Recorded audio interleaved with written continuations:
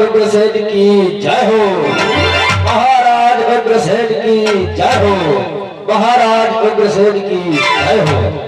जय हो द्वारपाल, जय हो द्वारपाल। कहिए महाराज। मैं कुछ कहना चाहता हूँ द्वारपाल। क्या कहना चाहते हैं महाराज? सुनो द्वारपाल कि कहिए कहिएगा हे द्वारपाल, कैसे प्रजा हमारी है।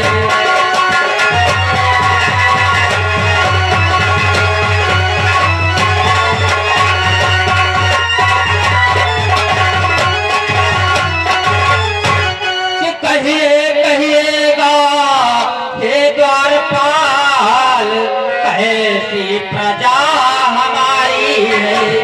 कि प्रजा में कोई कष्ट को नहीं, कैसी प्रजा हमारी है।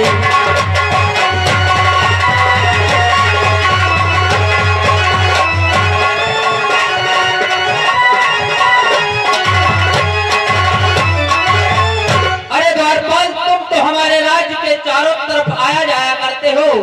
ये बतलाओ, हमारी प्रजा को किसी प्रकार का संकट व दुख तो नहीं है द्वारपाल? महाराज हाँ, जहाँ पर आप जैसे महाराज होंगे वहाँ पर प्रजा को कहाँ से संकट आ सकता है। सारी प्रजा खुशहाल है, सब चीनों अमन चैन अमन से जीते हैं महाराज। सत्य कहते हो द्वारपाल। यह दियाओ। मैं अपनी प्रजा को किसी प्रकार का संकट व दुख नहीं होने देते हैं। ये दियो फांदी पूरी गई घर में कहीं बुआ सारा दिन के लिए ठिकाना देख रहे या फांदी बने पड़े हैं द्वारपाल। हाँ महाराज। अरे बहुत दिन दरबार में बैठे बैठे बेचैनी सवार हो रही है। हाँ। इसलिए चले जाओ महल से, हमारी महारानी पवन रेखा को लेकर के आओ। क्यों नहीं महाराज? काहे नहीं? बैठे अब बने हम महारानी बुला ले आ रहे हैं महाराज। हाँ जाओ द्वारपाल।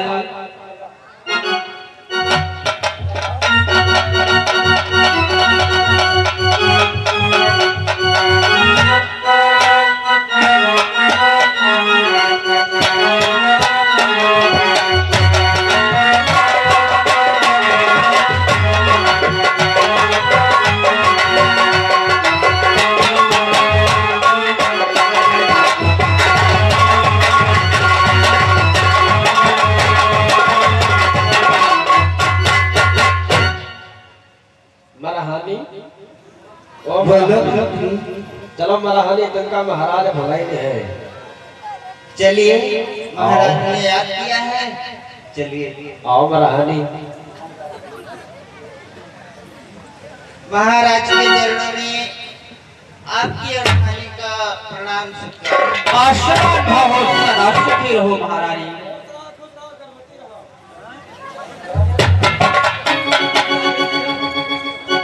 हे महाराज, आप इस प्रकार से चिंतित क्यों बैठे हैं महाराज?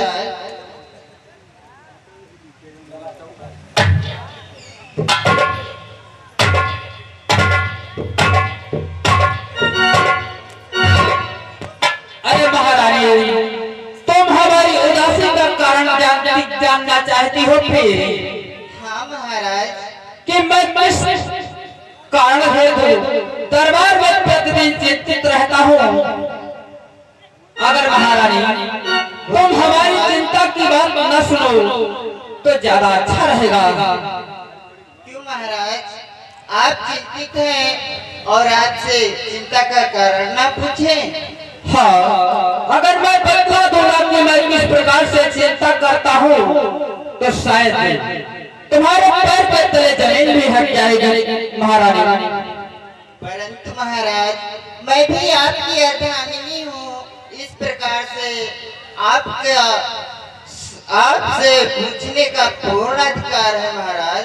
अरे महारानी, तुम इतना जिद कर रही हो तो मैं अवश्य बतलाऊंगा कि मैं किस कारण चिंता में रहता हूँ। सुनो महारानी। बोलो महाराज। अरे गौरी शंकर भैया, कि ये कौन बिना है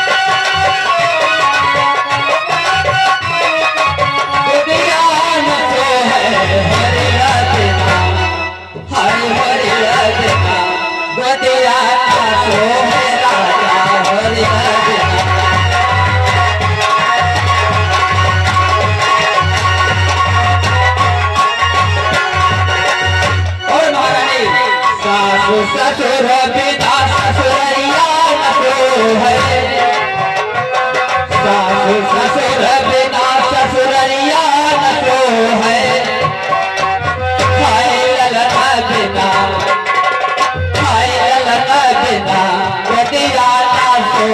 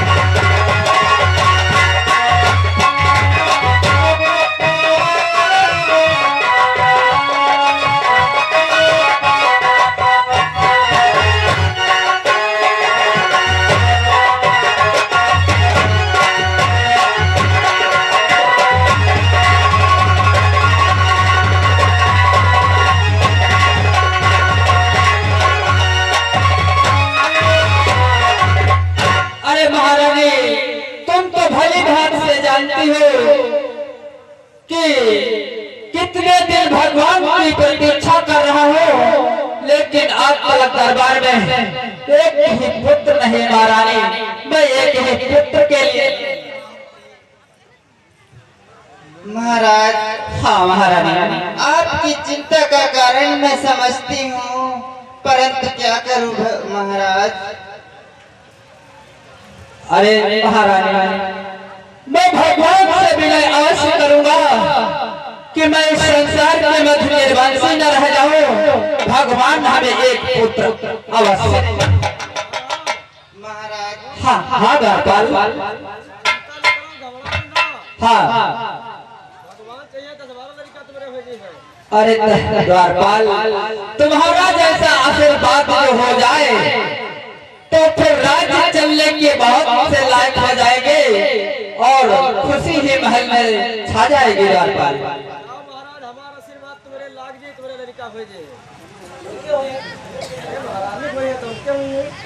महाराज। हाँ बोलो कौन है? इन महलों में बैठे बैठे मेरा पूरा जीव उब चुका है। हाँ। मैं चाहती हूँ अपने सखियों के साथ इस उपवन को घूमने के लिए जाना चाहती हूँ महाराज। अरे क्या कहते हो महारानी, तुम जंगल को घूमने टहलने जाना चाहती हो? हाँ महाराज। उपवन की शोभा को देखना चाहती हो? हाँ महाराज, इस उपवन की शोभा देखना चाहती हूँ महाराज। ठीक है, तुम अगर कहती हो तो मैं तुम्हारी बातों को कैसे टाल सकता हूँ महारानी। अगर तुम्हारी इच्छा है उपवन की शोभा को देखने को, तो तुम अकेले नहीं जाओगी, तुम सखियों के समेत जाओगी। मैं तुम्हें अकेले। जैसी आज्ञा महाराज, मैं सखियों के साथ ही जाऊंगी। अरे द्वारपाल, हमारे दरबार पर चले जाओ।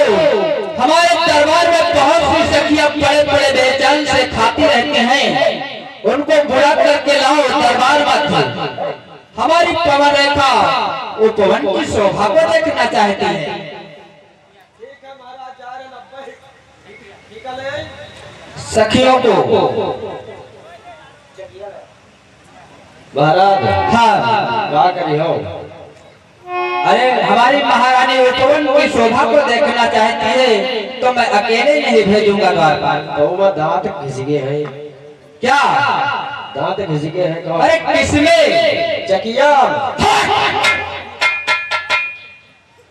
मैं सखियों को बोल रहा है, पागल हो गया है क्या?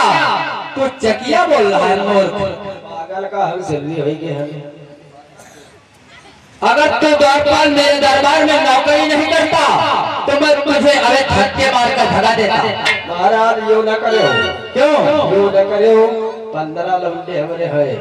अगर तो हमका निकाल दिया नौकरी से ने तो का खाई है, और हमारे में 4 मेहरुआ हैं।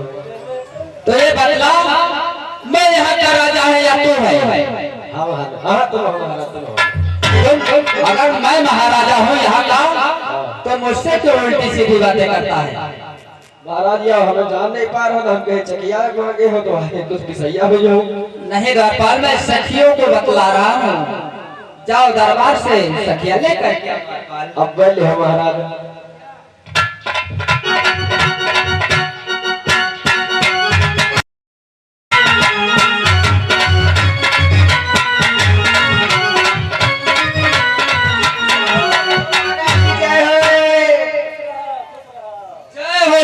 खुश रहो खुश रहो।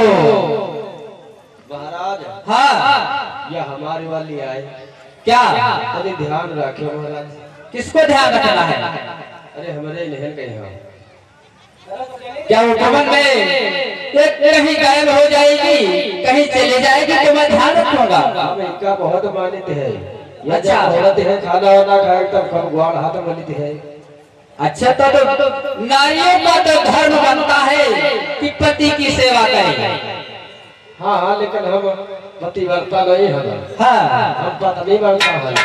अच्छा, नौकर की बात कहने की है कि पत्नी की भी सेवा करनी चाहिए। महाराज जी, हाँ, आप इस दरबार में हम सभी इच्छानुसार आप किस लिए बुलाए हैं? अरे सखियों, मैं आप तुमको इसलिए बुलाए हैं कि हमारी महारानी पवन रेखा उपवन की शोभा को देखना चाहती है, तो हमारा धर्म बनता है कि मैं उपवन की शोभा को देखने के लिए अकेले नहीं सखियों के समेत जाना होगा। क्यों नहीं महाराज, जैसी आपकी आज्ञा। इसलिए मेरा सख्त आदेश है, तुम जाओ, जिस प्रकार से मेरी महारानी को लिए जा रही शोभा के लिए उसी प्रकार से लेकर के आना। अगर कोई दिक्कत हो गई तो ये सोच ले सकियो, दुनिया रहेगी लेकिन तुम नहीं। ठीक है महाराज, जाओ। हेलो, ये सखी क्या कहना है? हुआ जी हम जेबे मास्टर, हुआ जी हम जेबे सखी दगिया का, आज हम जेबे सखी दगिया का।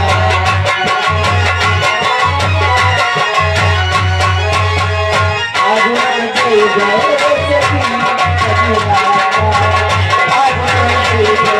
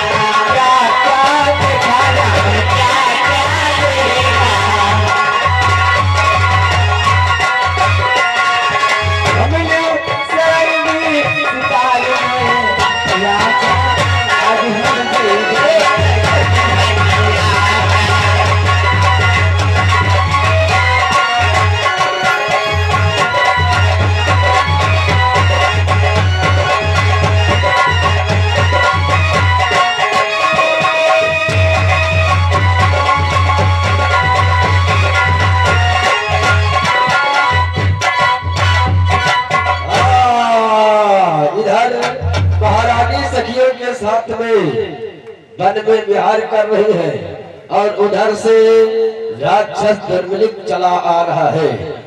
आप लोग देखेंगे किस प्रकार से महारानी से बातचीत करेगा, आप लोग सीन के माध्यम से देखेंगे।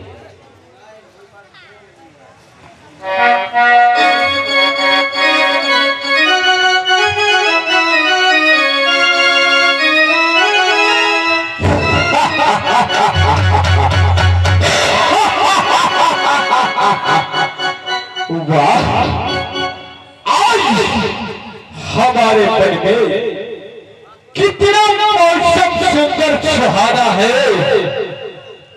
और हमें अपने वन में बहुत दिन तिथि हो गए और आज तक